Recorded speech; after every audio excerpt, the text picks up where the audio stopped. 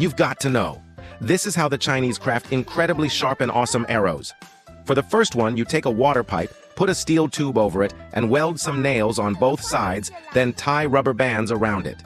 When you want to use it, just press the trigger to launch it by pushing the nails at the front of the steel tube.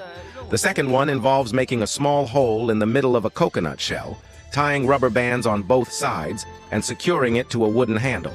You attach your homemade tool to both sides, and when you want to use it, just press the trigger to launch it by pushing the nails at the front of the steel tube. Next one, you fix rubber bands to a wooden handle, place your homemade bow and arrow inside the shell. Pull the rubber bands tight, and then you can launch it. The next one is a mini finger crossbow.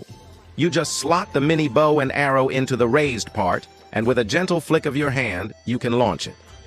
And you tie 3 rubber bands to each end of a piece of wood, and then tie a rope to one section of the rubber bands.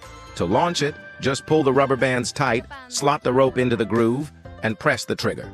And then, involves tying 2 palm leaf stems together with rope, and then tying rope at both ends to create a simple bow and arrow. You can then place a wooden arrow on it and launch it. For last one, you punch holes in 2 spoons, tie rubber bands to them, and then secure the spoon handles together to make a slingshot. Just pull the rubber bands tight to launch it.